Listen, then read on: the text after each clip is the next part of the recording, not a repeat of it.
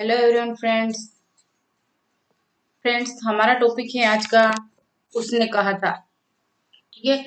उसने कहा था कहानी। उसका उसके लेखक हैं चंद्रदत्त शर्मा गुलेरी। तो आज हम इस कहानी के बारे में पढ़ेंगे। तो सबसे पहले थोड़ी सी इसकी प्रस्तावना पढ़ेंगे और उसके बाद हम कहानी का वाचन करेंगे। तो कहानी को अच्छे से समझेंगे हम। तो अगर आपने ये वीडियो पूरी तरह से देखोगे, आप पूरे वीडियो को देखोगे तो आपको ये कहानी जरूर समझ में आएगी और अच्छी तरह से समझ में आ जाएगी। तो सबसे पहले हम देखते हैं इस कहानी की थोड़ी सी प्रस्तावना। दोस्तों, ये कहानी एक प्रेम कहानी है। ठीक है, निश्चल प्रेम कहानी। इसमें एक लड़का होता है जिसका नाम होता है लहना सिंह और एक लड़की होती है उसका नाम होता है होरा। उन दोनों का बचपन में मिलन होता है, फिर अचानक से वो बिछड़ जाते हैं और फिर जब वो जवान होते हैं तब उनका मिलन होता है। तो उस टाइम परिस्थितियाँ कुछ सही नहीं रहती है उनकी, तो उनका मिलना नहीं होता है। तो इस तरीके से इस कहानी में वर्णन है। तो लैना सिंह जो एक किरदार आएगा इसमें, जिसको मेन हीरो हम कह सकते हैं।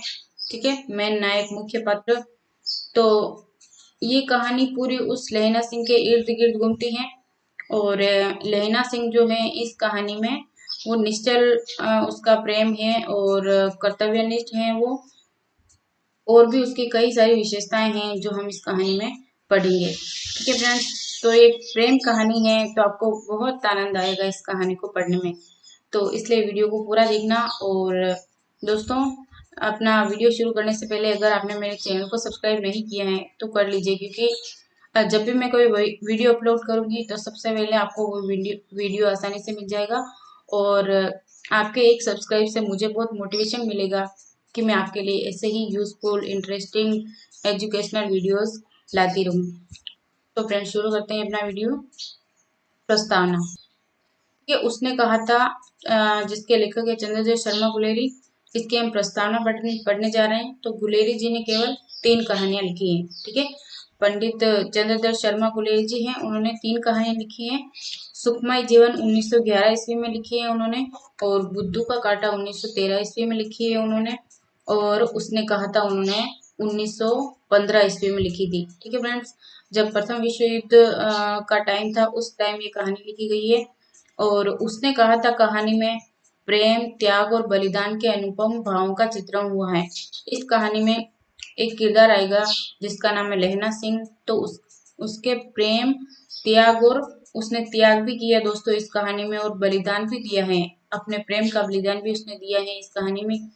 तो बलिदान के अनुपम भावों का चित्रण हुआ है। ठीक है, कहानी प्रथम विश्व युद्ध की पृष्ठभूमि पर लिखी गई है। प्रथम विश्व युद्ध की पृष्ठभूमि पर एक कहानी लिखी गई है।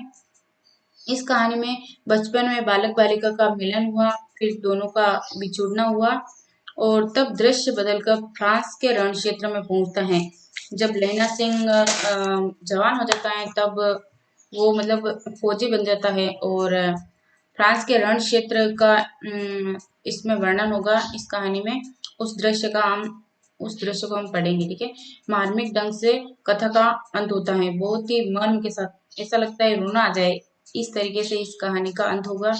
तो फ्रेंड्स, बने रहिए एंड तक। अब हम कहानी का वाचन करेंगे। ठीक है फ्रेंड्स, उसने कहा था चंद्रदत्त शर्मा गुलेरी। ठीक है फ्रेंड्स, अब जो हम पढ़ रहे हैं वो अमृतसर के बाजार का वर्णन है। ठीक है, अमृतसर के बाजार के अंदर क्या क्या दृश्य हैं और क्या क्या बातें वहां पे कर रहे हैं लोग।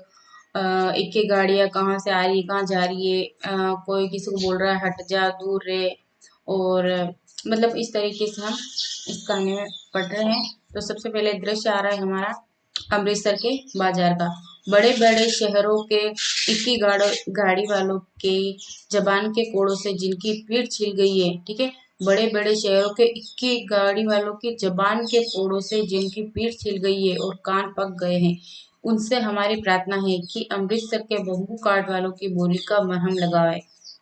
जब बड़े बड़े शहरों की चौड़ी सड़कों पर घोड़े की पीठ चाबुक से बीनते हुए इक्के वाले कभी घोड़े की नानी से अपना निकट निकट संबंध स्थिर करते हैं, कभी राह चलते पैदलों की आंखों के न होने पर तरस खाते हैं, कभी उनके पैरों के उंगलियों के पोरों को चीत कर अपने ही को सताया हुआ बताते हैं, और संसार भर के ग्लानि, निराशा और शोक के अवतार बने नाग की सीट चले जाते हैं। तब अमृतसर में उनकी बिरादरी वाले तंग चक्करदार गलियों में, ठीक है, चक्करदार गलियां हैं, चक्करदार गलियों में हर एक लड्डी वाले के लिए ठहर का सब्र का समुद्र उमड़ा उमड़ा कर, बचो खालसा जी, हटो भाई जी, ठहरना भाई, आने दो लाला जी, हटो बादशाह, कहते हुए सफेद फेंटों, खच्चरों और बतकों, गन्ने और खोमचे और भारे वालों के जंगल में से राग लेते हैं। ठीक है, क्या मजाल है कि जी और साहब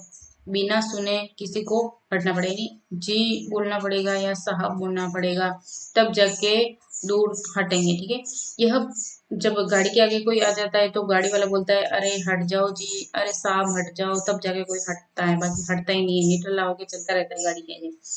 यह बात नहीं कि उनकी जीभ चलती नहीं, पर मीठी छुरी की तरह महीन मार करती हुई। यह कोई बुढ़िया बार बार चितौनी देने पर भी लीक से नहीं हटती। कोई बुढ़िया है तो बार बार चेतावनी देने पर भी हट नहीं रही है। तो उनकी वचनावली के ये नमूने, हट जा जीने जोगे, हट जा कर्मा वालिए, हट जा पुत्ता प्यारिये, बच जा लंबी वालिए।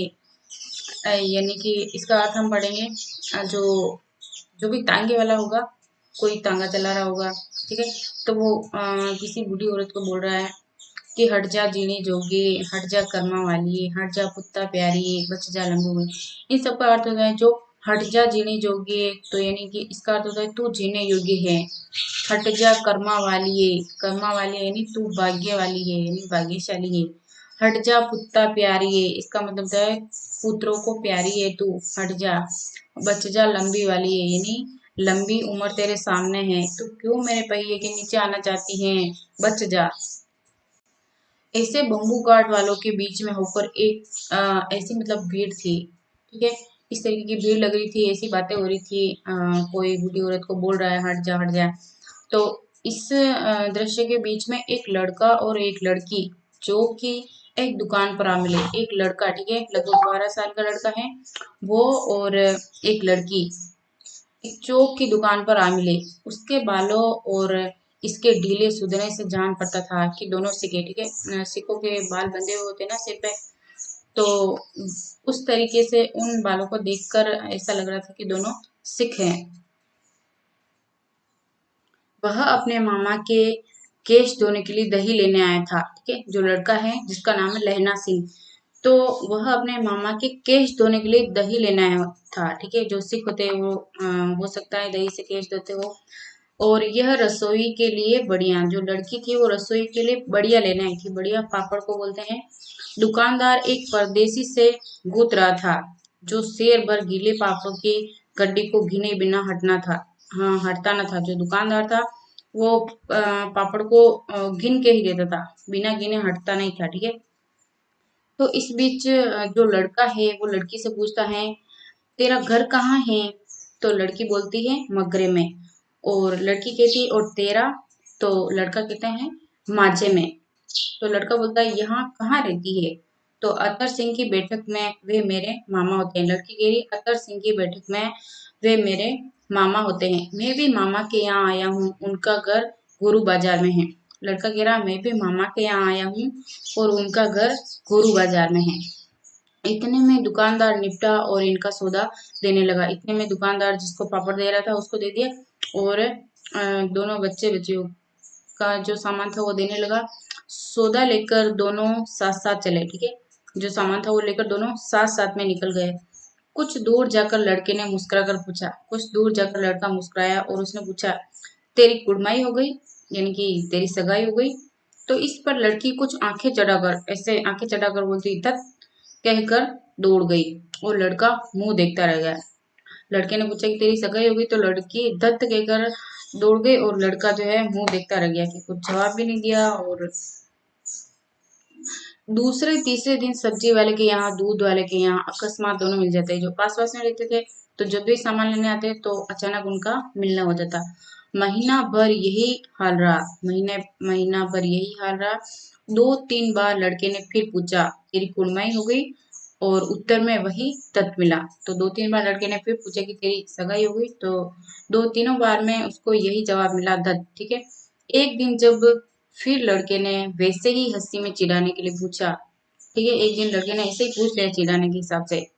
तो लड़के की संभावना के विरुद्ध बोली, हाँ हो गई। यानी लड़के को ऐसा नहीं लग रहा था कि वो हाँ बोल देगी, नहीं ना ही बोलेगी।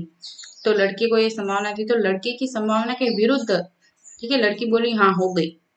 तो लड़का कहता है कब? तो लड़की कहती है कल।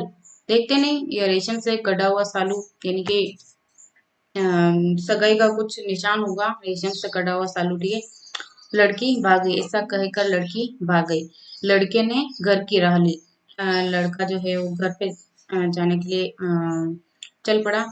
तो रास्ते में एक लड़के को मोरी में ढकेल दिया। उस लड़के को जब उस लड़की ने बोला कि हाँ मेरी सगाई होगी, ये देखते नहीं ये रेशम का सालू, तो लड़के को मतलब गुस्सा आ रहा है अंदर ही अंदर।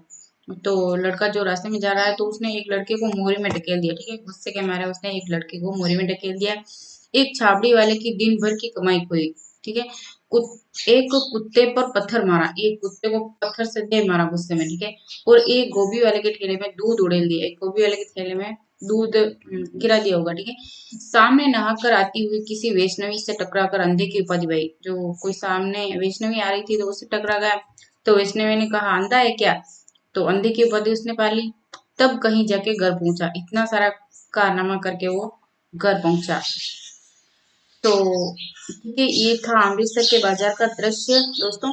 और अब हम जो फ्रांस के अंदर जो फ्रांस ही था या कोई और दूसरा जर्मनी जो भी देश होगा वहां पे लड़ाई चल रही, तो उस युद्ध के मैदान का वर्णन हम अब करने वाले हैं। ठीक है, युद्ध के दृश्य का वर्णन हम पढ़ेंगे। ठीक है, इस दूसरे दृश्य में, वो पहला दृश्य था जो अमृतसर के बाजार का था। ठीक है, अब हम जो पढ़ रहे हैं वो युद्ध के मैदान का दृश्य पढ़ेंगे। राम राम, यह भी कोई लड़ाई है? जो लैना सिंह है वो बोल रहा है। लैना सिंह अब बड़ा हो गया है और एक फौजी बन गया है। ठीक है, वो जो लड़का था ना, लड़का लड़की दोनों बता रहे थे, तो जो लड़का था वो बड़ा हो गया है और फौजी बन गया है। ठीक है, तो वो जो लैना सिंह है वो कह रहा है राम राम, ये भी कोई लड़ाई है? दिन रात खंडकों में बैठे हड्डियां कट गई, यानी दिन रात सोते सोते मेरी हड्डियां दर्द करने लग गई। लुधियाना से 10 गुना जाड़ा और मैं और बर्फ ऊपर से, यानी कि वहां पे बहुत ठंड पड़ रही होगी, बर्फ पड़ रहा है। पिंडलियां तक कीचड़ में धसे हुए। ठीक है, कीचड़ हो रहा है वहां पे। ठीक है, पिंडलियां यानी पैर जो है घुटने तक अंदर धसे हुए। जमीन कहीं दिखती नहीं, यानी कीचड़ ही कीचड़ हो रहा है सारा, जमीन कहीं दिखती नहीं है। घंटे 2 घंटे में कान के पर्दे फाड़ने वाले धमाके के साथ सारी खंदक हिल जाती है। जो कीचड़ है वो हिल जाता है कहीं बम, यानी कि कहीं बम का धमाका होता है तो जो कीचड़ होता है वो हिल जाता है, जमीन हिलती है ना। तो और 100 100 गज धरती उछल पड़ती है। ठीक है, धरती उछल जाती है, उछलती है। इस गेबी गोले से बचे तो कोई लड़े। नगरकोट का, ठीक है, नगरकोट मैंने सर्च किया है फ्रेंड्स नेट पर, तो नगरकोट जो नेपाल के अंदर बता रहे हैं। ठीक है, नगरकोट का जलजला सुना था। यहाँ दिन में 25 जलजले होते हैं। ठीक है, जो कहीं खंदक से बाहर साफा या कुहनी निकल गई तो चटाक से गोली लगती है। कहीं खंदक से बाहर साफा या ये जो खंदक है वो कुछ बॉडी पर पहनने का होगा उनके फौजियों की। ठीक है, तो उससे कहीं साफा या कोहनी यानी हाथ कहीं से बाहर निकल जाए तो चटाक से गोली लगती है। न मालूम बेईमान मिट्टी में लेटे हुए हैं या घास के पत्तियों में छिपे रहते हैं। जो दुश्मन है उनके लिए बोल रहा है लेना सिंह कि ये बेईमान पता ही नहीं चलता है मिट्टी में लेटे हुए हैं या कहीं घास के पत्तियों में छिप रहे हैं। लेना सिंह और 3 दिन है, 4 तो खंदक खंदक में बिता ही दिए। ठीक है, ये जो खंडक है वो ड्रेस नहीं होकर के कुछ झोपड़ी वगैरह होगी। ठीक है, तो झोपड़ी से कहीं मुंह बाहर करते हैं तो गोली लग जाती है, या हाथ बाहर निकालते हैं तो गोली लग जाती है। तो 4 दिन खंडक में ही बिता दिए, मतलब कुछ रहने का कुछ होगा खंडक। ठीक है, लैला सिंह और 3 दिन है, 4 तो खंडक में बिता ही दिए। परसों रिलीफ आ जाएगी और फिर 7 दिन की छुट्टी। ठीक है, अपने हाथों से झटका करेंगे और पेट भरकर खाकर सोए रहेंगे उसी फिरंगी मैम के बाग में। ठीक है, ये जो अपनी अपने देश के जो फौजी हैं, ठीक है, लेना सिंह वगैरह, और उसके साथ में बहुत सारे सैनिक होंगे और सूबेदार भी है जिसका नाम है हजारा सिंह। ठीक है, तो वो सारे उस युद्ध के मैदान में हैं। तो वो बातें कर रहे हैं कि खंदक में इतने दिन तो बीत ही गए और परसों रिलीफ आ जाएगी, यानी छुट्टियां मिल जाएगी, 7 दिन की छुट्टी। फिर अपने हाथों से झटका करेंगे और खाएंगे पिएंगे और मस्ती से रहेंगे उसी फिरंगी मेम के बाग में। मखमल का सा हरा घास है, फल और दूध की वर्षा कर देती है। ठीक है, फिरंगी मेम जो है, फिरंगी अंग्रेजों को कहते हैं। तो अंग्रेजों की कोई मेम है, तो उसके बाग में ये लोग ठहरते होंगे। तो मखमल का सा हरा घास से फल और दूध की वर्षा कर देती है। जो फिरंगी मैम है वो बहुत ही अच्छी है, फल और दूध देती होगी उनको। ठीक है, फौजी को लाख कहते हैं दाम नहीं लेती। लाख वो फौजी कहते हैं कि पैसे ले लो, तो वो फिरंगी मैम दाम नहीं लेती। कहती हैं तुम राजा हो, मेरे मुल्क को बचाने आए हो। वो कहती हैं जो युद्ध चल रहा है ना, तो फिरंगी ही बचा रहे हैं उनके देश को। तो जो मैम है वो कहती है कि तुम राजा हो, मेरे मुल्क को बचाने आए हो, यानी मैं हमारे दुश्मनों से लड़ने आए हो, इसलिए मैं पैसे नहीं लेती। 4 दिन तक एक पलक नींद नहीं मिली। बिना फेरे घोड़ा बिगड़ता है और बिना लड़े सिपाही। 4 दिन तक जो है नींद नहीं ली उन्होंने, क्योंकि बिना फेरे घोड़ा बिगड़ जाता है और सिपाही के पास लड़ाई नहीं हो तो सिपाही भी बिगड़ जाता है। मुझे तो संगीन चढ़ाकर मार्च का हुक्म मिल जाए, फिर 7 जर्मनों को अकेला मारकर न लौटूं, तो मुझे दरबार साहब की बेली पर मत्था टेकना नसीब न हो। जो लेना सिंह है वो बोल रहे हैं कि मुझे लड़ाई का ऑर्डर मिल जाए, यानी दुश्मनों को मारने का आदेश मिल जाए, तो 7 जर्मनों को अकेला न मार दूं, तो मुझे दरबार साहब की देहली पर मत्था टेकना नसीब न हो। पाजी कहीं के कलों के घोड़े संगीन देखते ही मुंह फाड़ देते हैं और पैर पकड़ने लगते हैं। यो अंधेरे में 30-30 मन का गोला फेंकते हैं। उस दिन धावा किया था, 4 मील तक एक जर्मन नहीं छोड़ा था।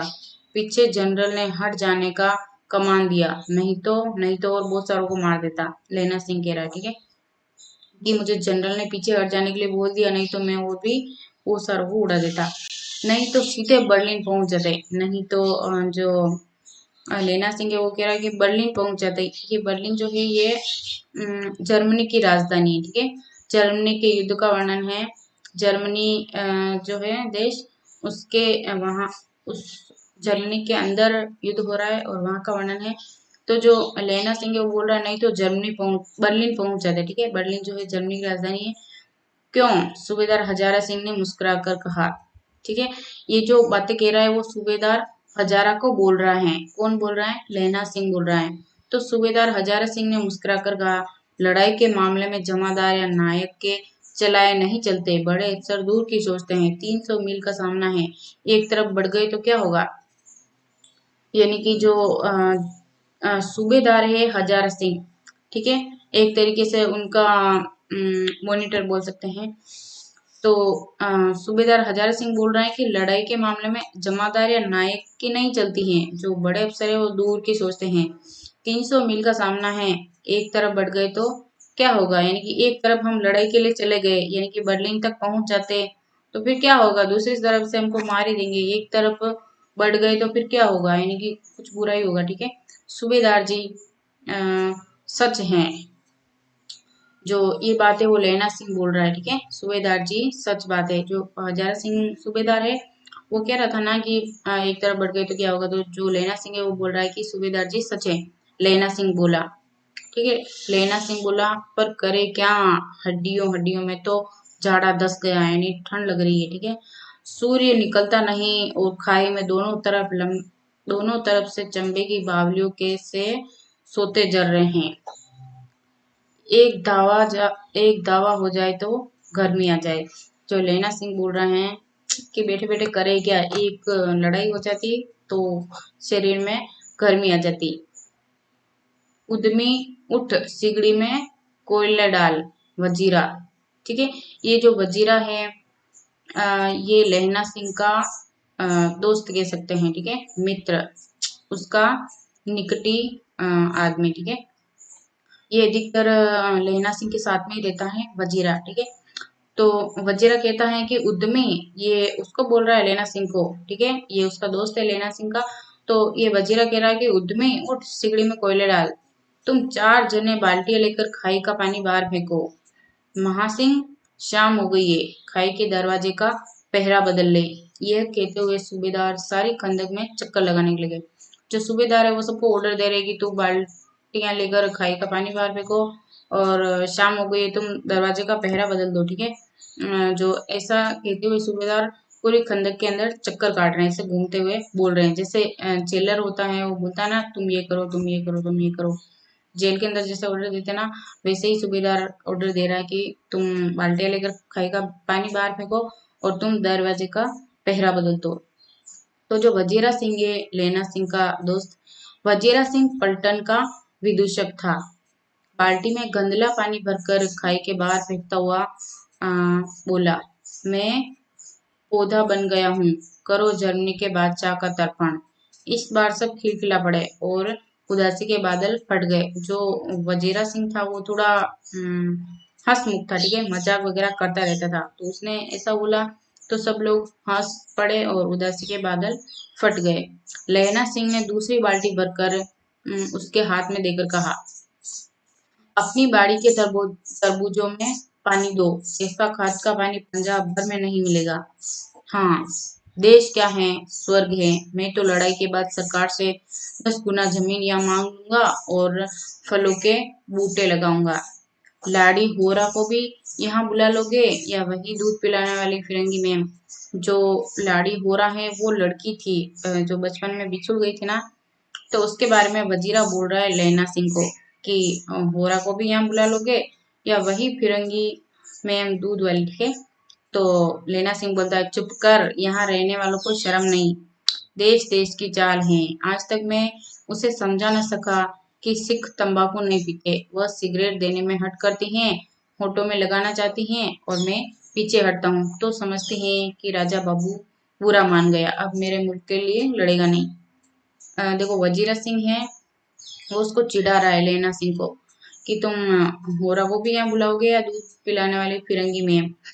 तो जो लेना सिंह है वो बोलता है, चुप कर, यहाँ वालों को शर्म नहीं, देश देश की चाल है। जो वजीरा है उसको समझा रहा है लेना सिंह फिरंगी मैम के बारे में कि फिरंगी मैम को मैं मना करता हूँ कि सिख तंबाकू नहीं पीते, फिर भी वो मैम सिगरेट देने में हट करती हैं, होठों पर लगाना चाहती हैं और लेना सिंह कह रहा है मैं पीछे हटता हूँ। तो फिरंगी मैम समझती हैं कि राजा बुरा मान गया, लेना सिंह के लिए कहा गया है राजा अब मेरे मुल्क के लिए लड़ेगा नहीं। जो फिरंगी मैम है वो ये सोचती होगी कि राजा बुरा मान गए हैं, अब मेरे मुल्क के लिए लड़ेगा नहीं।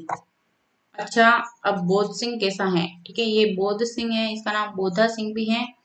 तो ये बोधा सिंह है जो सूबेदार है ना हजारा सिंह, उसका लड़का है बोधा सिंह। सूबेदार हजारा सिंह का लड़का है बोधा सिंह।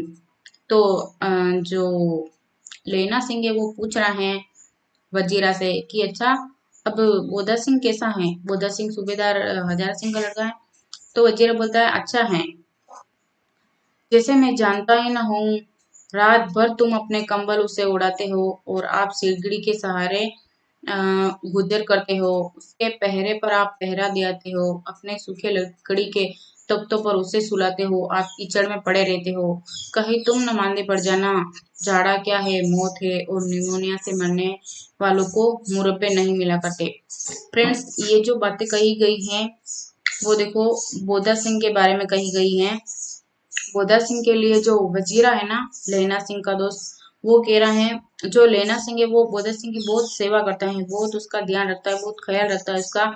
जो अपने जो सर्दी से बचने के जो भी सामान है, लकड़ी वगैरह, उसके कपड़े वगैरह, वो सारे उसको बोधा सिंह को दे देता है। बोधा सिंह कौन है? सूबेदार का लड़का है। तो सूबेदार के लड़का है ना बोधा सिंह, उसका बहुत ख्याल रखता है।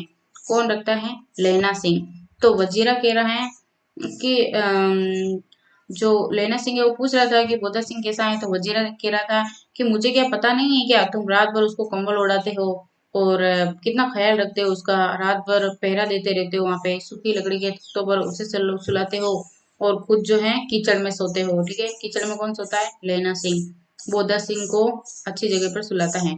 तुम कहीं मांदे न पड़ जाना। जो लेना सिंह का दोस्त है वो कह रहा है कि तुम कहीं बीमार न पड़ जाना, कितनी सर्दी है और निमोनिया से मरने वालों को मुरब्बे नहीं मिला करते, यानी कि तुझे कहीं वो क्या बोलते हैं, कौन सा निमोनिया नहीं हो जाए। तो जो लहना सिंह है वो कहता है वजीरा को कि मेरा डर मत करो, मैं तो गुलेल की खड के किनारे मरूंगा। भाई कीरत सिंह की गोद पर मेरा सिर होगा और मेरे हाथ के लगाए हुए आंगन के आम के पेड़ की छाया होगी। यानी कि मैं तो मेरे घर पे मरूंगा। जो कीरत सिंह है वो है ना, इसका भाई होगा। ठीक है, किसका? लहना सिंह का। तो वो कह रहा है कि मैं तो है ना, भाई कीरत सिंह की गोदी पर मेरा सिर होगा और मेरे हाथ के लगाए हुए आंगन के आम के पेड़ की छाया होगी। नहीं, जो लहना सिंह है उसके घर पे उसने आम के पेड़ लगा रखे हैं आंगन में।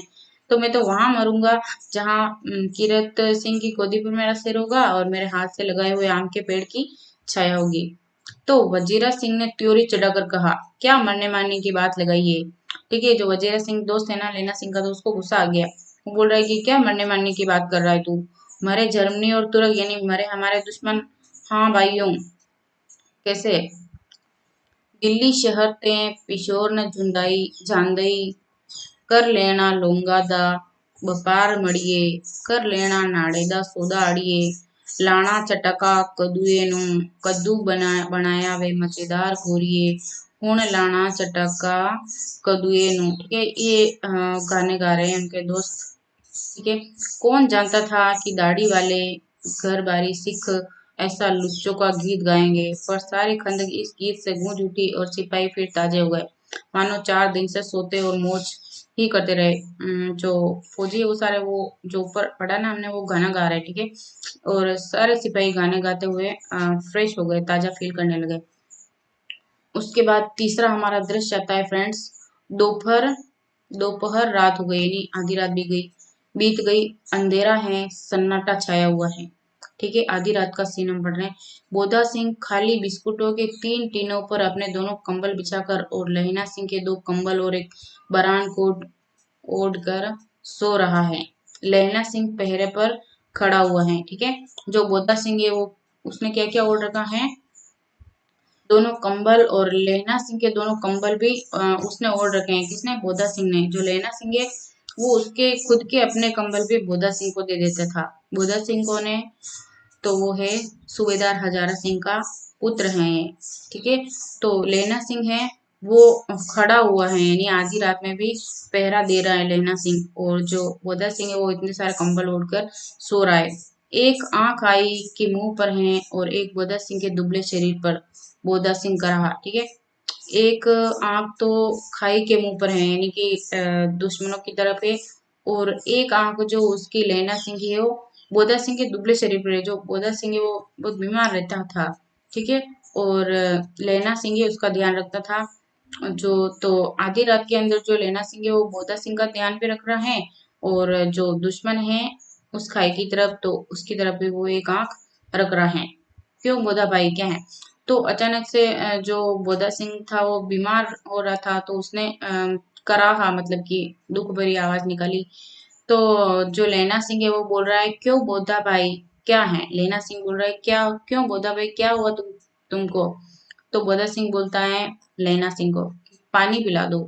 लेना सिंह ने कटोरा उसके मुंह से लगाकर पूछा, कहो कैसे हो? उसने पानी पिलाते हुए पूछा कि बोलो तुम कैसे हो? तो पानी पीकर बोधा बोला, कंपनी छूट रही है। यानी कि बोधा सिंह बोल रहा है, मुझे बहुत ठंड लग रही है, रोम रोम में तार दौड़ रहे हैं, दांत बज रहे हैं। यानी कि इतनी ज्यादा ठंड लग रही है कि उसके दांत बज रहे हैं। तो लेना सिंह है वो कहता है कि अच्छा, मेरी जर्सी पहन लो। तो जो लेना सिंह है उसने खुद की जर्सी भी खोलकर, जर्सी मतलब उसका स्वेटर, कोट, ठीक है, खुद का स्वेटर खोलकर बोधा सिंह को दे दिया। तो बोधा सिंह बोलता है लेना सिंह को कि और तुम, यानी तुम क्या पहनोगे? अब तुम्हारा कोट मुझे पहना पहना रहे हो, तो तुमको भी तो ठंड लगेगी, इतनी ठंड है तो तुम क्या पहनोगे? तो लेना सिंह बोलता है मेरे पास सिगड़ी है। सिगड़ी यानी कुछ, अब उसके अंदर लकड़ियां डाल के जला के और हाथ पैरों को गर्म करते हैं, उसको बोलते हैं सिगड़ी। तो लेना सिंह बोलता है मेरे पास सिगड़ी है और मुझे गर्मी लगती है, पसीना आ रहा है। ठीक है, झूठ मूठ के लेना सिंह बोल रहा है कि मेरे पास सिगड़ी है, मुझे तो बहुत गर्मी लगती है, पसीना भी आ रहा है, मुझे तो पसीना आ रहा है ना, मैं नहीं पहनता। 4 दिन से तुम मेरे लिए, हाँ याद आई, मेरे पास दूसरी गर्म जर्सी है, आज सवेरे ही आई है, विलायत से बुन बुन कर भेज रही है मैं गुरु उनका भला करे। यूं कहकर लहना अपना कोट उतारकर जर्सी उतारने लगा। सच कहते हो? तो बोधा सिंह बोल रहा है, तुम सच बोल रहे हो? तो लेना सिंह कहता है, और नहीं झूठ? तो लेना सिंह बोलता है, नहीं तो क्या मैं झूठ कह रहा हूँ? यूं कहकर ना ही करते बोधा को उसने जबरदस्ती जर्सी पहना दी। बोधा सिंह बोल रहा है, नहीं नहीं तुम पहन लो। तो उसने जबरदस्ती पहना दी लेना सिंह ने। आप खाकी कोट और चीन का कुर्ता पहनकर पहरे पर आ खड़ा हुआ। मेम की जर्सी की कथा केवल कथा थी, ठीक है। तो बोधा सिंह को वो ऐसे ही अ, मतलब पागल बना रहा था कि मैम ने मुझे ऐसी जर्सी दी, ऐसे बुन बुन कर विलाई से, और ठीक है उसको बोधा सिंह को बहलाने फुसलाने के लिए ये तो ऐसे ही केवल कथा थी, ऐसे ही उसने झूठ मूठ के बोल दिया था। आधा घंटा बीता, ठीक है। इतने में खाई के मुंह से आवाज आई, सूबेदार हजारा सिंह। कौन? लेफ्टिनेंट साहब। खाई से क्या आवाज आई? सूबेदार हजारा सिंह। तो किसी लेफ्टिनेंट साहब ने सूबेदार को पुकारा, ठीक है। लेफ्टिनेंट साहब जो होते हैं वो सूबेदार से ऊपर की पदवी होती है। तो कोई लेफ्टिनेंट साहब था, उसने कहा सूबेदार हजारा सिंह। तो सूबेदार हजारा सिंह बोलता है, कौन? लेफ्टिनेंट साहब। तो हुक्म हुजूर कहकर सूबेदार तन कर फौजी सलाम करके सामने आया हुआ। यानी कि जो सूबेदार हजारा सिंह है, वो कोई आया था फिरंगी, तो उसको लेफ्टिनेंट साहब समझकर हुक्म हुजूर करके और सलाम करके उनके सामने खड़ा हो गया। देखो इसी दम धावा करना होगा। मील भर की दूरी पर पूरब के कोने में एक जर्मन खाई है। उसमें 50 से ज्यादा जर्मन नहीं है। इन पेड़ों के नीचे नीचे 2 खेत काट कर रास्ता है। 3-4 घुमाव हैं, जहाँ मोड़ है वहां 15 जवान खड़े कर आया हूँ। तुम यहाँ 10 आदमी छोड़कर सबको साथ ले उनसे जा मिलो। खंदक छीन कर वहीं जब तक दूसरा हुक्म न मिले डटे रहो। हम यहाँ रहेंगे, ठीक है। कोई नकली अंग्रेज था, वो लेफ्टिनेंट साहब बनकर आया और वो सूबेदार को कह रहा है कि हमको है ना धावा बोलना है, यानी कि लड़ाई युद्ध की शुरुआत करनी है। धावा मतलब युद्ध की शुरुआत करना। और है ना मील भर की दूरी पर पूरब के कोने में एक जर्मन खाई है। उसमें 50 से ज्यादा जर्मन नहीं है। जो नकली फिरंगी था ना, वो बोल रहा है कि उसमें 50 से कोई दुश्मन था उनका, ठीक है। किनका दुश्मन था? अपने इंडिया के फौजियों का दुश्मन था। तो वो कह रहा है कि उस तरफ धावा बोलना है और लड़ाई शुरू करनी है। तो जब तक दूसरा हुक्म नहीं मिल जाता है तब तक तुम वहाँ युद्ध करते रहो, ठीक है। हम यहाँ रहेंगे, यानी कि 10 जवान 15 जवान तो वहां पर मैं खड़े करके आया हूँ, और तुम 10 आदमी को यहाँ छोड़ दो और बाकी को सबको साथ में ले जाओ, ठीक है। तो जो सूबेदार हजारा सिंह है वो कहता है कि जो जो हुक्म, चुपचाप सब तैयार हो जाओ। जो सूबेदार है ना हजारा सिंह, वो अपने फौजियों को ऑर्डर दे रहे हैं कि चुपचाप सब तैयार हो जाओ। बोधा भी कंबल उतार कर चलने लगा। जो बोधा था वो सूबेदार हजारा सिंह का लड़का था, वो भी कंबल उतार कर चलने लगा। तब लहना सिंह ने उसे रोका, ठीक है। लहना सिंह उसका बहुत ख्याल रखता था बोधा सिंह का। तो लहना सिंह ने उसे रोका। लहना सिंह आगे हुआ तो बोधा के बाप सूबेदार ने उंगली से बोधा की ओर इशारा किया। लहना सिंह समझकर चुप हो गया। पीछे 10 आदमी कौन रहे, इस पर बड़ी हुज्जत हुई। कोई रहना न चाहता था। समझा बुझाकर सूबेदार ने मार्च किया, ठीक है। लेफ्टिनेंट साहब लहना की सिगड़ी के पास मुंह फेर कर खड़े हो गए। जेब से सिगरेट निकालकर सुलगाने लगे। जो लेफ्टिनेंट साहब था ना, लेफ्टिनेंट साहब यानी कि नकली कोई उनका दुश्मन था जो लेफ्टिनेंट साहब बनकर आ गया था। तो वो है ना सिगरेट निकाल कर पीने लगा। 10 मिनट बाद उन्होंने लहना की ओर हाथ बढ़ाकर कहा, लो तुम भी पियो। तो जो दुश्मन था ना नकली अ, फिरंगी, जो लेफ्टिनेंट साहब बनकर आया था, तो उसने है ना लहना सिंह को भी कहा, लो तुम भी सिगरेट पियो। तो आंख मारते मारते लहना सिंह अब समझ गया, ठीक है। तो जो नकली फिरंगी था ना दुश्मन, उसके हाव भाव जो थे वो लहना सिंह समझ गया, ठीक है। लहना सिंह को पता चल गया कि ये कोई हमारा दुश्मन ही है जो अ, ऐसा बोल रहा है, या फिर उसके हाव भाव को समझ गया। मुंह का भाव छिपा कर बोला। जो लेना सिंह है वो समझ तो गया था, पर लेकिन मुंह का उसका भाव छुपाकर उसने कहा, लाओ साहब यानी सिगरेट दो।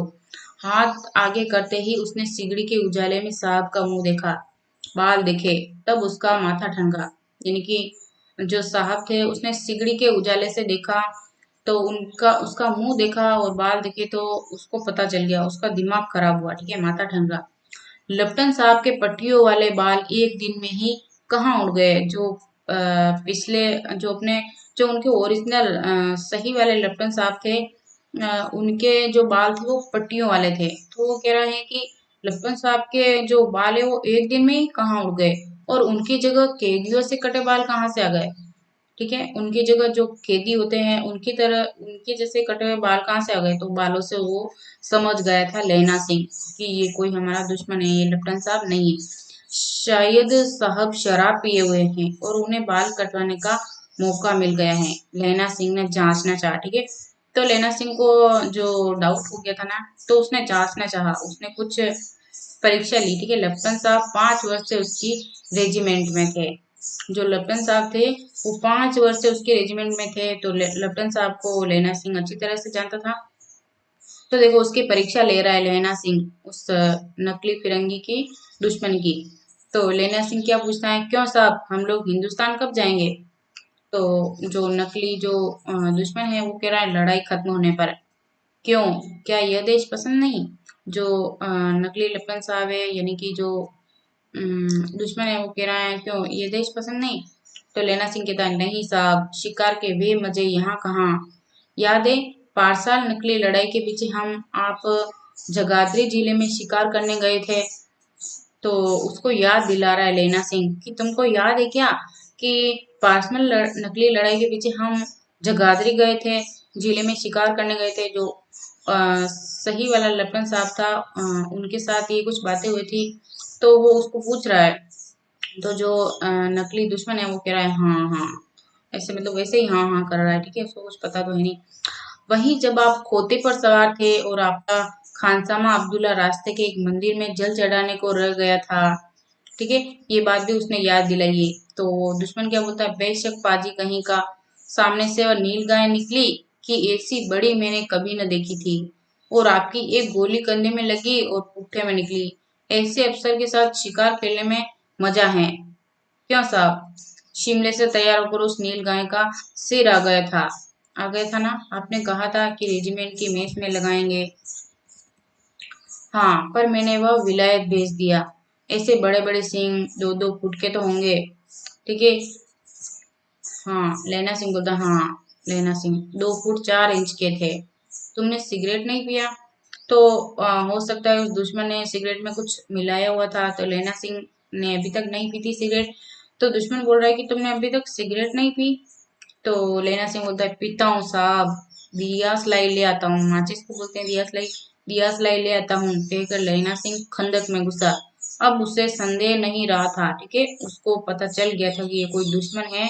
अब उसको कोई संदेह नहीं रहा था, उसने झटपट निश्चय कर लिया कि क्या करना चाहिए। उसने सोच लिया था फटाफट कि अब मुझे क्या करना चाहिए।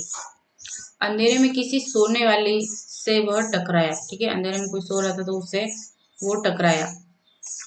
तो कहता है कौन, वजीरा सिंह। तो हाँ, क्यों नैना, क्या कयामत आ गई। जरा तो आंख लगने दी होती। होश में आओ, कयामत आई है और लेफ्टन साहब की वर्दी पहन कर आइए। वजीरा, क्या लेफ्टन साहब, या तो मारे गए हैं या कैद हो गए हैं। जो लेना सिंह है उसको पता चल गया, तो वो अपने सिपाहियों को बोल रहा था कि है ना कयामत आ गई है, लेफ्टन साहब की ड्रेस में आई है, यानी कि कोई दुश्मन आ गया है। तो लेफ्टन साहब जो असली वाले लेफ्टन साहब है उनके बारे में लेना सिंह बोल रहा है कि या तो वो मर गए हैं या कैद हो गए हैं। उनकी वर्दी पहनकर यह कोई जर्मन आया है, ठीक है, जो दुश्मन था वो कोई जर्मन था, तो उनकी वर्दी पहनकर कोई जर्मन आया है। सूबेदार ने इसका मुंह नहीं देखा। जो सूबेदार था ना हजारा सिंह, जो मैन आदमी था, सबका ध्यान रखता था, तो उसने है ना लेफ्टिनेंट साहब का मुंह नहीं देखा था, और वो तो तुरंत निकल गया था। जर्मन ने उसने बोला था ना कि तुम वहां खाई के वहां जाओ, वहां पर इतने सैनिक ले जाओ, वहां पर धावा बोलना है। तो हजारा सिंह, सूबेदार हजारा सिंह तो निकल गया था, क्योंकि उसने इस नकली लेफ्टिनेंट का चेहरा नहीं देखा था। अगर चेहरा देखा होता तो सूबेदार हजारा सिंह को भी पता चल जाता, लेकिन उसको पता नहीं चला। तो सूबेदार हजारा सिंह तो धावा यानी युद्ध करने के लिए निकल गया, और लेना सिंह है पीछे रहा था। लेना सिंह को सब समझ में आ गया था। तो लेना सिंह बोल रहा है कि सूबेदार ने उसका इसका मुंह नहीं देखा, मैंने देखा है और बातें की हैं। सोहरा साफ उर्दू बोलता है, यानी कि मैंने देखा है उसका मुंह और बातें भी की है उससे। सोहरा साफ उर्दू बोलता है पर किताबी उर्दू, और मुझे पीने को सिगरेट दिया है। यानी कि जो असली वाले लिप्टन साहब है वो उर्दू बोलते थे, लेकिन किताबी उर्दू नहीं बोलते थे, वो तो आम बोलचाल की उर्दू बोलते थे। लेकिन ये जो नकली जर्मन आया है ना लेफ्टिनेंट बन के, लेफ्टन नकली लेफ्टन साहब बनकर आया है, तो ये तो किताबी उर्दू बोल रहा है, यानी कि इसने उर्दू सीखी हुई है। इसलिए लेना सिंह को और भी ज्यादा विश्वास हो गया कि ये अपने असली वाले लेफ्टन साहब नहीं है। अब मारे गए हैं, धोखा है। सूबेदार होरा कीचड़ में चक्कर काटते फिरेंगे और यहाँ खाई पर धावा होगा। उठो, एक काम करो, पलटन के पैरों के निशान देखते देखते दौड़ जाओ, अभी बहुत बहुत दूर न गए होंगे। जो सूबेदार होरा कीचड़ में चक्कर काटते फिरेंगे और यहाँ खाई पर धावा होगा। यानी कि जो लेना सिंह है वो है ना एक सैनिक को बोल रहा है कि जो सूबेदार हजारा सिंह धावा बोलने गया है ना, तो उनके पीछे पीछे जाओ, सैनिक के पैरों को देखते हुए जाओ कि अभी सूबेदार हजारा सिंह ज्यादा दूर नहीं गए होंगे। तो उनको जाकर बता दो कि है ना नकली ये कोई लेफ्टिनेंट साहब बनकर आए हैं और यहाँ पर अपने खंदक के अंदर दुश्मन आ गए हैं और यहाँ पर हम सब मारे जाएंगे। तो तुम सूबेदार हजारा सिंह को ये खबर पहुंचा दो कि यहाँ पर ऐसी ऐसी बात हो गई है। सूबेदार से कहो एकदम लौट आए। ठीक है, एक सैनिक को भेज रहा है लेना सिंह, तो वो कह रहा है कि सूबेदार से कहना कि तुम एकदम वापस लौट आओ। खंदक की बात झूठ है, जो खंदक की बात उसने कही थी कि खंदक पर दावा बोलना है, तो वो बात झूठ है। चले जाओ, खंदक के पीछे से निकल कर जाओ, पत्ता तक न खड़के, देर मत करो। जो लेना सिंह है वो किसी सैनिक को समझा रहा है कि तुम इस तरीके से निकलो कि पत्ता तक न खड़के, यानी कि तुम चुपचाप धीरे से निकल जाओ, ठीक है, देर मत करो। हुकुम तो यह है कि यही हुकुम तो यह है कि यही ऐसी तैसी हुकुम की, मेरा हुकुम जमादार लैना सिंह जो इस वक्त यहाँ सबसे बड़ा अफसर है, ठीक है। तो जो सैनिक है वो कह रहा है कि सूबेदार का हुक्म है कि हमको यहीं रुकना है। तो लेना सिंह बोल रहा है सूबेदार की हुकुम की ऐसी की तैसी। यहाँ पर जो लेना सिंह है वो जमादार है, तो बोल रहा है कि यहाँ अभी सबसे बड़ा अफसर मैं ही हूँ, तो मेरे हुक्म का पालन करो। तो उसका हुक्म है मैं लेफ्टिनेंट साहब की खबर लेता हूँ, पर यहाँ तो तुम 8 हैं, ठीक है। वो लेना सिंह कह रहा है कि मैं लेफ्टिनेंट साहब की खबर लेता हूँ, यानी लेफ्टिनेंट साहब से मैं निपटता हूँ, यानी कि अब लेना सिंह उसको मारने जाएगा या गोली मारेगा, पता नहीं क्या करेगा। तो वो कह रहा है कि मैं लेफ्टिनेंट साहब की खबर लेता हूँ, पर यहाँ तो तुम 8 हैं, 8 नहीं 10 लाख। वो जो सैनिक है वो बोल रहा है कि तुम लोग तो, लेना सिंह बोल रहा है तुम तो 8 ही हो। तो जो लेना सिंह है वो बहुत ही ऊर्जावान है, तो वो बोल रहा है कि 8 नहीं तुम 10 लाख बोलो। 8 सिख जो हैं वो 10 लाख के बराबर होते हैं, ठीक है। एक एक अकालिया सिख 1.25 लाख के बराबर होता है। चले जाओ, वो सैनिक को बोल रहा है, जो सैनिक है वो बोल रहा है तुम तो 8 ही, तो वो बोल रहा है कि 8 नहीं 10 लाख बोलो और तू चला जा फटाफट, ठीक है। एक एक अकालिया सिख 1.25 लाख के बराबर होता है। लौट कर खाई के मुहाने पर लेना सिंह दीवार से चिपक गया, ठीक है। ऐसे चिपके रहते ना सैनिक दीवार से, तो लौट कर खाई के मुहाने पर लेना सिंह भी दीवार से चिपक गया, ठीक है, चिप गया। उसने देखा कि लप्पन साहब ने जेब से बेल के बराबर 3 गोले निकाले, ठीक है। चुपचाप दरवाजे के पीछे छिपकर वो देख रहा था कि लप्पन साहब क्या कर रहे हैं, जेब के अंदर से बेल के बराबर 3 गोले निकाले हैं, ठीक है। जो जर्मन था ना दुश्मन, वो 3 गोले निकाल रहा है। तीनों को जगह जगह खंदक की दीवारों में घुसेड़ दिया, ठीक है। तीनों गोले जो होते हैं ना उनको अलग अलग जगह लगा दिया, यानी बम लगा दिए अलग अलग जगह, और तीनों में एक तार सा बांध दिया, ठीक है, तीनों को जोड़ दिया। तार के आगे सूत की एक गुत्ती थी जिसे सिगड़ी के पास रखा, ठीक है। सिगड़ी के पास इसलिए रखा कि वो जलेगी तो बम फटेंगे, ठीक है। तो सिगड़ी के पास रख दिया एक तार को। बाहर की तरफ जाकर दियास ले लाकर गुत्ती पर रखने, इतने में बिजली की तरह दोनों हाथों से उल्टी बंदूक को उठाकर लेना सिंह ने साहब की कोहनी पर तान कर दे मारा, ठीक है।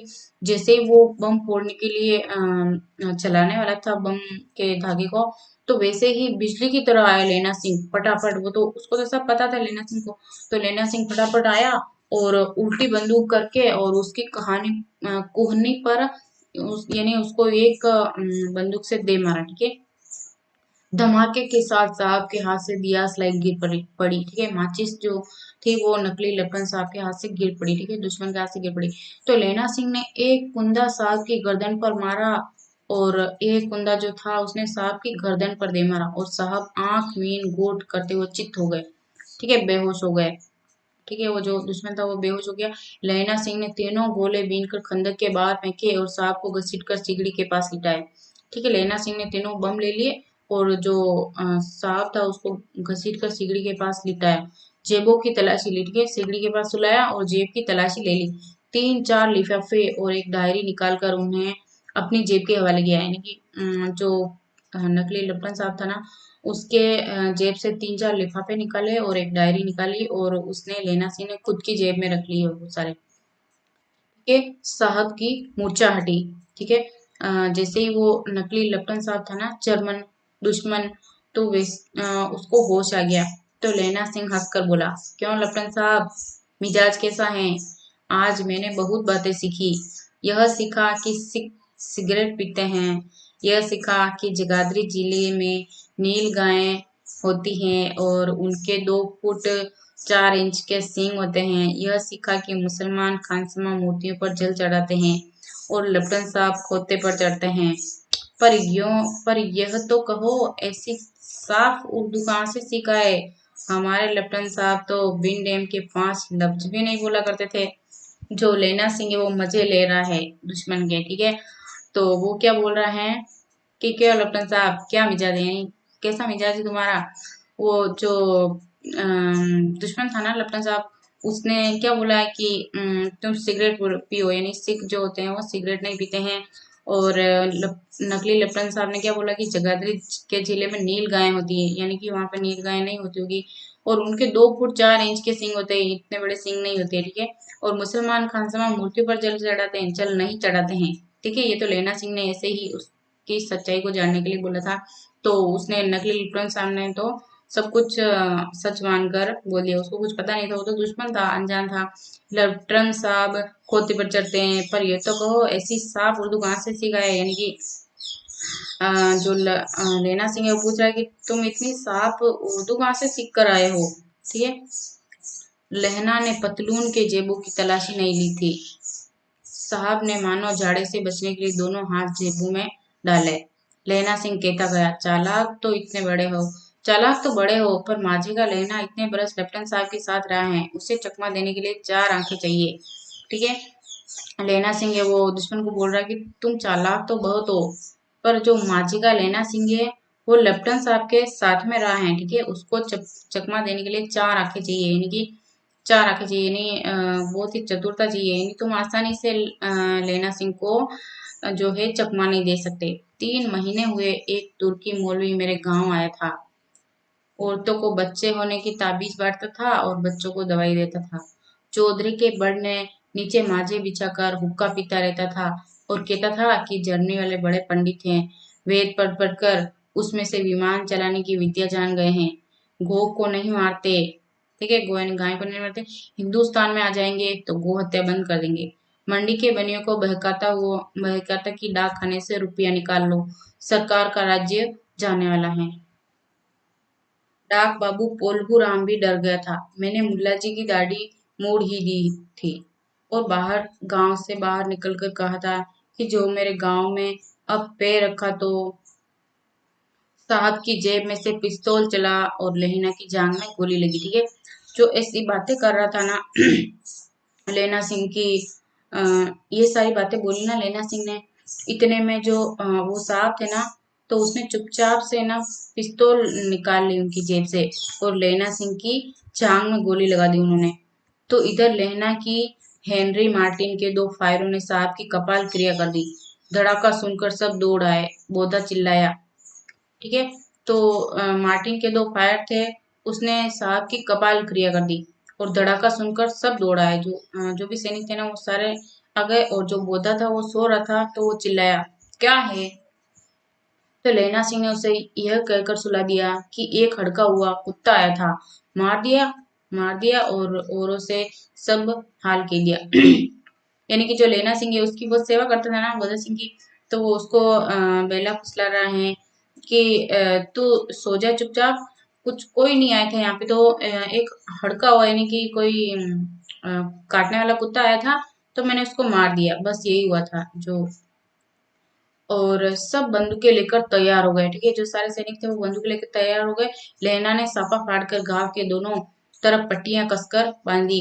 घाव मांस में ही था, ठीक है, पट्टियों के कसने से लहू निकलना बंद हो गया था, यानी जो घाव लगा था वो ज्यादा गहरा नहीं था, तो खून बंद हो गया। इतने में 70 जर्मन चिल्ला कर खां में घुस पड़े, ठीक है, इतने में कितने जर्मन आए थे? 70 जर्मन।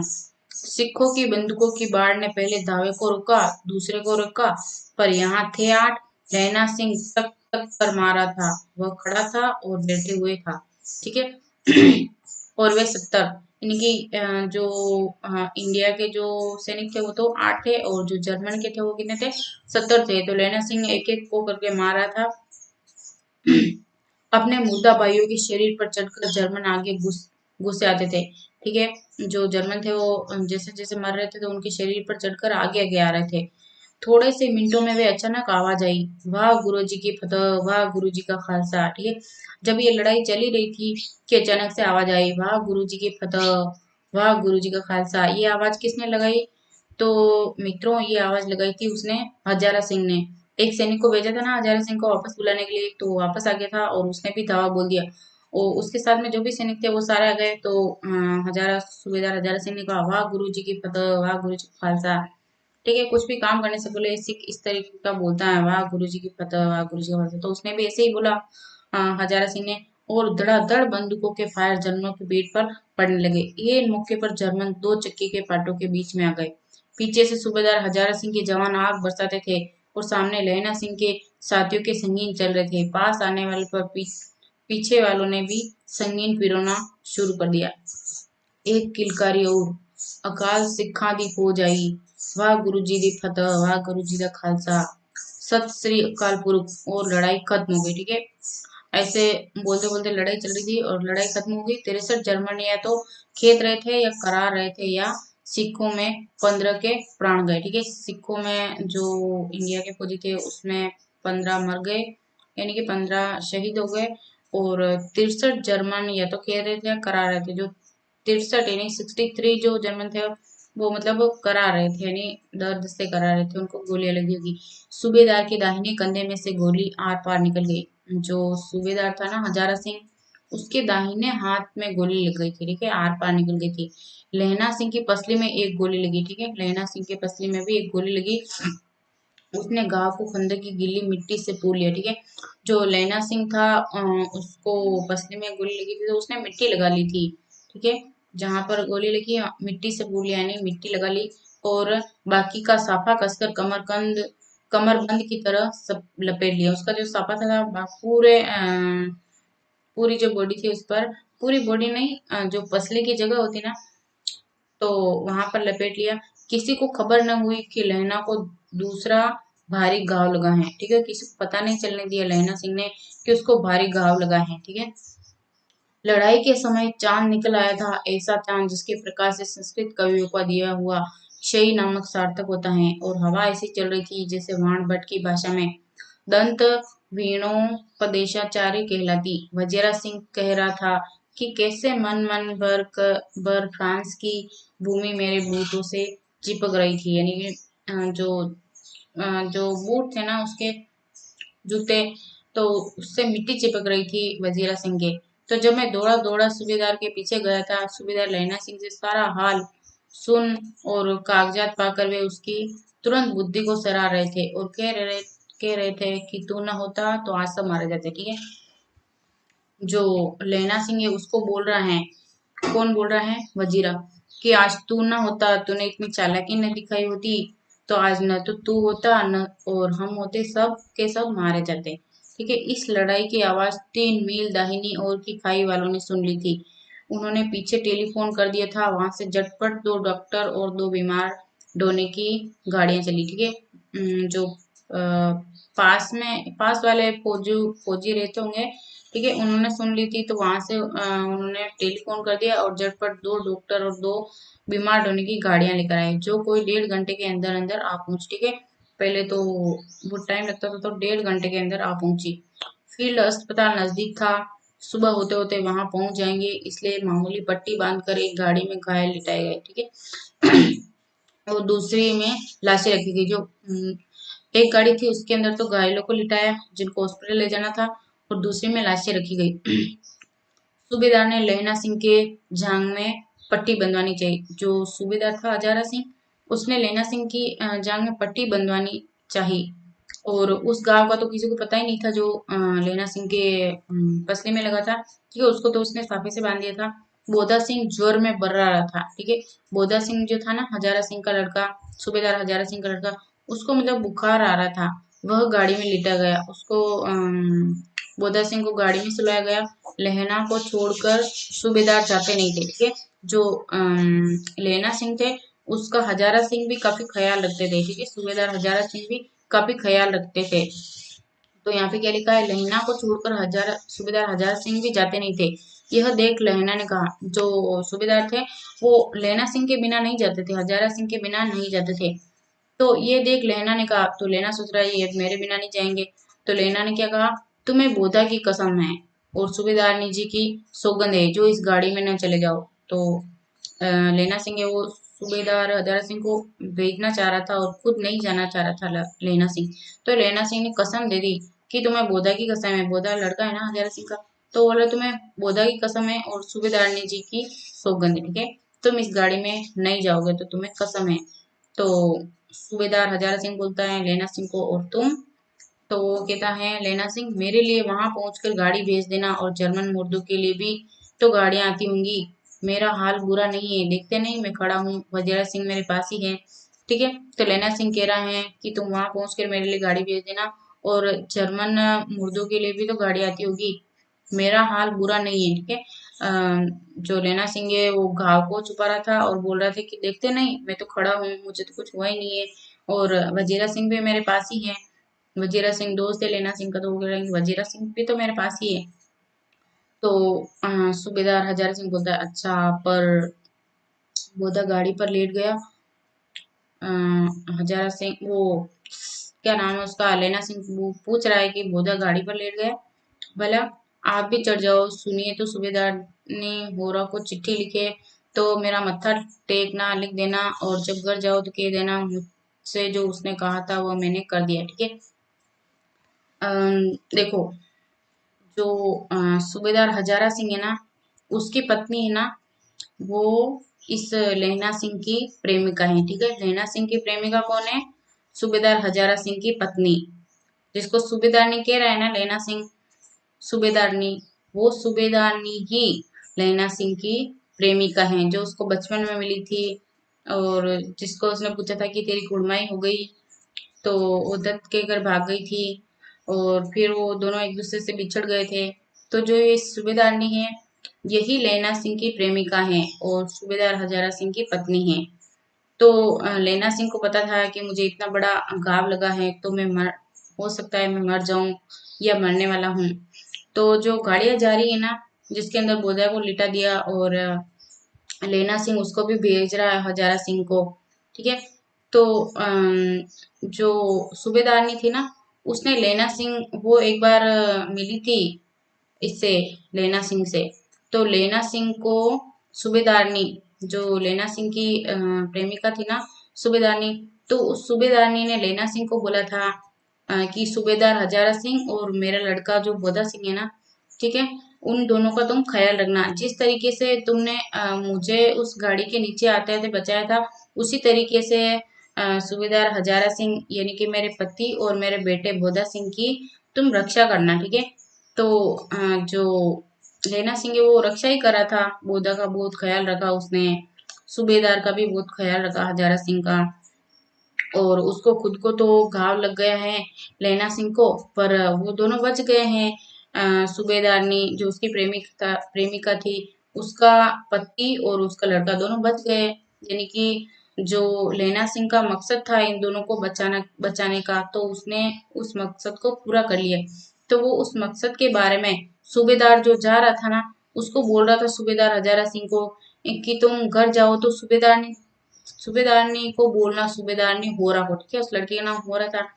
तो होरा को बोलना कि उसके उसको मेरा मत्था टेकना, यानी उसको मेरा प्रणाम बोलना, क्योंकि वो सूबेदारनी है अब, तो उसको मेरा प्रणाम कहना। और उसको कहना कि उसने जो कहा था वो मैंने कर दिया है, यानी कि उसने कहा था ना उन दोनों का ध्यान रखने के लिए, तो उसको कहना है कि उसने जो कहा था वो मैंने कर दिया है। देखो कितना प्रेम था उसको, खुद को खुद को बलिदान कर दिया है उसने, ठीक है, त्याग कर दिया है उसने अपने प्रेम का।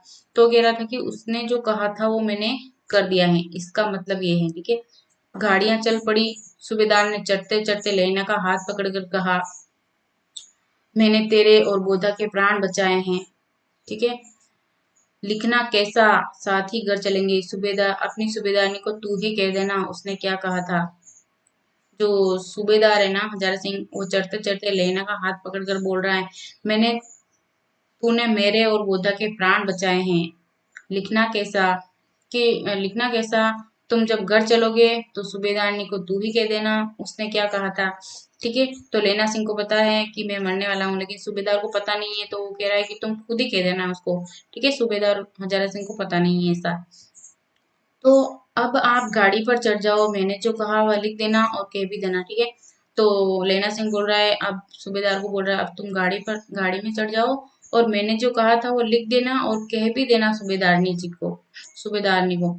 गाड़ी के जाते लेना लेट गया, ठीक है। गाड़ी के जाते ही जब तक गाड़ी की सूबेदार हजारा सिंह था तब तक तो वो खड़ा था कि मैं ठीक हूँ, लेकिन गाड़ी के जाते ही लेना लेट गया, सो गया। वजीरा पानी पिला दे, वो लेना सिंह बोल रहा है उसके दोस्त को कि वजीरा पानी पिला दे और मेरा कमरबंद खोल दे, दर्द हो रहा है। यानी कि उसने जो घाव छिपाने के लिए कमरबंद बांधा था, तो वो वजीरा को बोल रहा है ये भी खोल दे, मुझे दर्द हो रहा है, ठीक है। मृत्यु के कुछ समय पहले स्मृति बहुत साफ हो जाती है। जन्म भर की घटनाएं एक एक करके सामने आती हैं। सारे दृश्यों के रंग साफ होते हैं। समय की धुंध बिल्कुल उन पर से हट जाती है। लेना सिंह 12 वर्ष का है, अमृतसर में मामा के यहाँ आया हुआ है, ठीक है। उसको याद आ रही है, किसको, लेना सिंह को, ठीक है। क्या याद आ रही है कि लेना सिंह वो 12 वर्ष का था, अमृतसर में मामा के यहाँ आया था, दही वाले के यहाँ, सब्जी वाले के यहाँ, हर कहीं उसे एक 8 वर्ष की लड़की मिल जाती है, ठीक है। जो हो रहा थी वो 8 वर्ष की थी, तो हर कहीं वो उसको मिल जाती थी। जब वो पूछता था कि तेरी कुड़माई हो गई, तो वो दत्त कहकर भाग जाती थी। एक दिन उसने वैसे ही पूछा, तो उसने कहा हाँ कल हो गई। देखते नहीं है रेशम के फूलों वाला सालू। सुनते ही लेना सिंह को दुख हुआ, क्रोध हुआ। क्यों हुआ, ठीक है। जब उसका अंतिम समय पास में था, किसका, लेना सिंह का, तो उसको ये सब यादें आ रही है, ठीक है। उसका प्रेम था ना, निश्चल प्रेम, तो प्रेम की प्यार की उसको लेना सिंह को बहुत दुख हुआ था जब उसको ये याद आई थी कि उसकी सगाई हो गई है, और उसको गुस्सा भी आया, ठीक है। और वो ऐसे सोच रहा था कि ऐसा क्यों हुआ। तो फिर उसने वजीरा सिंह को बोला, लेना सिंह ने, कि पानी पिला दे। 25 वर्ष बीत गए, अब लेना सिंह ने रेफल्स में जमादार हो गया। 25 साल बीत गए, अब लेना सिंह नंबर 77 रेफल्स में जमादार हो गए हैं। उस 8 वर्ष की कन्या का ध्यान ही न रहा, ठीक है। जो लेना सिंह था वो इसमें जमादार हो गया था, नंबर 77 रेफल्स में। न उसे ध्यान ही न रहा, न मालूम वह कभी मिली थी या नहीं। 7 दिन की छुट्टी लेकर जमीन के मुकदमे की पैरवी करने वह अपने घर गया था, ठीक है। जो लेना सिंह था उसके घर की जमीन का कुछ मैटर चल रहा था, तो उसके मुकदमे की पैरवी करने वह अपने घर गया था। वहां रेजिमेंट के अफसर की चिट्ठी मिली, कि फौज लाम पर जाती है, फौरन चले जाओ, ठीक है। और रेजिमेंट के अफसर की उसको चिट्ठी मिली थी, किसको, लेना सिंह को, कि फौज लाम पर जाती है, फौरन चले जाओ। साथ ही सूबेदार हजारा सिंह की चिट्ठी मिली कि मैं और बोधा सिंह भी लाम पर जाते हैं, लौटते हुए हमारे घर होते जाना, साथ ही चलेंगे, ठीक है। जो रेजिमेंट का अफसर है ना, वो चिट्ठी भेज रहा है कि हो सकता है छुट्टियां हुई हो, तो सूबेदार कह रहा है कि तुम भी चले जाओ और मैं भी जाता हूँ, और आते टाइम है ना तुम मेरे घर होते जाना, साथ ही चलेंगे, ठीक है। तो वापस जब जाएंगे तो हम साथ ही चलेंगे। सूबेदार का गांव रास्ते में ही पड़ता था। सूबेदार उससे बहुत चाहता था। लेना सिंह सूबेदार के यहाँ पहुंचा, ठीक है। तो जब छुट्टियां पड़ी थी वो दोनों घर चले गए, बोधा सिंह भी चला गया और अब वापस जाने की तैयारी हो रही है इनके लड़ाई के लिए, यानी कि फौजी जो होते हैं ना वापस उनकी ड्यूटी पर जा रहे थे। तो जो सूबेदार था ना हजारा सिंह, उसका घर मकान उसका उसका गांव रास्ते में ही पड़ता था। ठीक है, तो जो लेना सिंह है वो जा रहा था, तो रास्ते में उसका गांव आया सूबेदार हजारा सिंह का। तो उसके घर पर पहुंचा, लेना सिंह सूबेदार के यहाँ पहुंचा। ठीक है, जब चलने लगे तब सूबेदार बेड़े में से निकल कर आया, बोला लहना सूबेदार ने तुमको जानती है, बुलाती है, जब मिला। ठीक है, तो जब वो जाने का टाइम हुआ तो सूबेदार बोल रहे हैं कि लहना सिंह सूबेदार ने तुझको जानती है, तुझे बुला रही है, जब मिला। लेना सिंह भीतर पहुंचा, सूबेदार ने मुझे जानती है, कब से? रेजिमेंट के क्वार्टरों में तो कभी सूबेदार के घर के लोग रहे नहीं। दरवाजे पर जाकर मत्था टेकना कहा। आशीष सुनी। लहना सिंह चुप। मुझे पहचाना नहीं, तेरी कुड़माई हो गई। ठीक है, जो लेना सिंह है वो तो भूल गया था, लेकिन जो लड़की थी उसको याद था। तो जो हो रहा थी ना सूबेदारनी की पत्नी, और उसके लेना सिंह की प्रेमिका, तो वो कह रही है कि मुझे पहचाना, तो लेना सिंह कह रहा है नहीं। तो लड़की ने क्या कहा, तेरी कुड़माई हो गई, दत्त कल हो गई, देखते नहीं रेशमी बूटे वाला सालू अमृतसर में भाव की टकराहट से मूर्छा खुली, करवट बदली, पसली का घाव बह निकला, वजीरा पानी पिला दो, उसने कहा था। ठीक है, तो उसको याद आ गई थी लेना सिंह को, उसने याद दिलाई। लड़की ने तो उसको याद आ गई। स्वप्न चल रहा है, सुबेदारनी कह रही है, मैंने तेरे को आते ही पहचान लिया। एक काम कहती हूँ, मेरे तो भाग फूट गए हैं, सरकार ने बहादुर का खिताब दिया है, लायलपुर में जमीन दी है, आज नमक हलाली का मौका आया है, पर सरकार ने हम तीमियों की एक गगरिया पलटन क्यों न बना दी, जो मैं भी सूबेदारनी के साथ चली जाती। एक बेटा है, फौज में भर्ती हुए 1 ही बरस हुआ, उसके पीछे 4 और हुए, पर एक भी नहीं जिया। सूबेदारनी रोने लगी, अब दोनों जाते हैं। मेरे भाग तुम्हें याद है, एक दिन तांगे वाले का घोड़ा दही वाले की दुकान के पास बिगड़ गया था, तुमने उस दिन मेरे प्राण बचाए थे। आप घोड़े की लातों में चले गए थे और मुझे उठाकर दुकान के तख्ते पर खड़ा कर दिया था। ऐसे ही इन दोनों को बचाना। जो सूबेदारनी है वो लोग जा रहे हैं ना, लेना सिंह और सूबेदार हजारा सिंह और उनका लड़का बोधा सिंह। तो सूबेदारनी उनसे विनती कर रही है कि मैंने कहाँ कहाँ मत्था नहीं टेका एक पुत्र के लिए, और कितने 4 जो उसके पुत्र के हम उम्र थे, तो उनमें से चारों नौकरी लगे, तो उनमें से एक भी नहीं बचा। ठीक है, और वो सोच रही कहीं मेरा लड़का भी न शहीद हो जाए। तो सूबेदारनी रोने लग जाती है और सूबेदारनी लहना सिंह को बोलती है कि तुमने जिस तरीके से अमृतसर के बाजार में मेरे प्राण बचाए थे, उसी तरह उम, उसी तरह है ना, अ, इन दोनों को बचाना। किसको? सूबेदार हजारा सिंह को और मेरे पुत्र बोधा सिंह को। यह मेरी भिक्षा है, यानी कि वो प्रेमिका कह रही है कि यह मुझे तुम भिक्षा के रूप में दे दो, ये मैं तुमसे भिक्षा मांगती हूँ, तुम्हारे आगे आंचल पसारती हूँ। रोती रोती सूबेदारनी ओबरी में चली गई। ठीक है, उसके कमरे के अंदर चली गई या घर में चली गई। लहना भी आंसू पोंछता हुआ बाहर आया। लहना सिंह भी रोने लग गया था। ठीक है, जब वो मिलने गया लेना सिंह, तो ऐसी ऐसी उनके बीच बातें हुई थी। वजीरा सिंह पानी पिला, तो उसने कहा था, वजीरा सिंह पानी पिला, उसने कहा था। लेना का सिर अपनी गोद में रखे वजीरा सिंह बेटा है। ठीक है, लेना सिंह तो तड़प रहा है दर्द से, जब मांगता है तब पानी पिला देता है। आधे घंटे तक लेना चुप रहा, फिर बोला, कौन? कीरत सिंह। वजीरा ने कुछ समझकर कहा, हाँ भैया, मुझे और ऊंचा कर ले, आगे पट पर मेरा सिर रख ले। वजीरा ने वैसे ही किया। हाँ अब ठीक है, पानी पिला दे, बस अब के हाड़ में यह आम खूब फलेगा, चाचा भतीजा दोनों यहीं बैठकर आम खाना। जितना पता नहीं, जिस महीने उसका जन्म हुआ था उसी महीने मैंने इसे लगाया था। वजीरा सिंह के आंसू टप टप टपक रहे थे। ठीक है, वजीरा सिंह तो रो रहा था। कुछ दिन पीछे लोगों ने अखबारों में पढ़ा। ठीक है, कुछ दिनों के बाद देखो इसमें क्या होता है कि हजारा सिंह और बोधा सिंह को उसने बचा लिया और वो उसके घर चला गया था। तो कुछ दिन बीते तो अखबारों में क्या आया, फ्रांस और बेल्जियम 68वीं सूची मैदान में घावों से मरा। नंबर 77 सिख राइफल जमादार लहना सिंह। ठीक है, तो कुछ दिनों के बाद में ऐसा अखबार में आया।